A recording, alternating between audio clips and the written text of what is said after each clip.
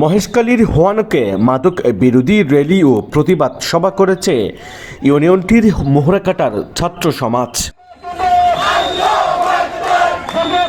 শুক্রবার অনুষ্ঠিত এই প্রতিবাদ সভায় প্রধান অতিথির বক্তব্যে স্থানীয় চেয়ারম্যান মীর কাসেম চৌধুরী বলেন, মাদক ও জুয়ার সাথে যারা জড়িত ছাত্র সমাজকে সাথে নিয়ে তাদেরকে মোকাবেলা করা হবে। মাদক মুক্ত, ইয়াবা মুক্ত, গাঁজা মুক্ত, জুয়া খেলা মুক্ত, তবু যদি এরা কথা না মানে তার বিরুদ্ধে বিহিত ব্যবস্থা আমি ইনশাল্লাহ আমার ছাত্র সমাজ যারা আছে তাদেরকে নিয়ে যেরকম ভাবে মোকাবেলা করতে হয় আমি সেরকম ভাবে মোকাবেলা করবো।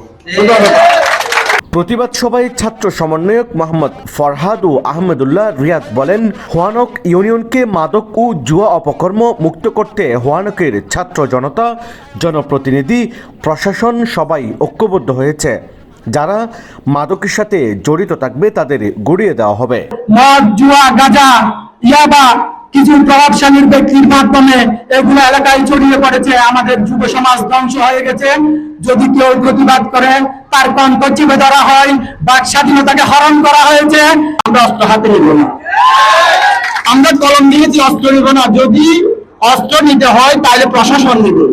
আমরা কোনো ধরনের অস্ত্র হাতে নিতে চাই না। আপনাদেরকে বলতে চাই, আপনারা দয়া করে কোনো ধরনের অনৈতিক কার্যকলাপ করবেন না। এ সময় প্রতিবাদ সভায় আরও বক্তব্য রাখেন মহেশখালীর সিনিয়র সাংবাদিক জয়নাল আবেদিন, ফারুক ইকবাল, ইউপি সদস্য আশেক, শাহাদাতুল্লাহ। এর আগে মোহরাকাটার ছাত্র জনতা র্যালি করে হোয়ানকের প্রধান বাজার ও সড়ক প্রদক্ষিণ করে। News desk, TTN, Cox's Bazar.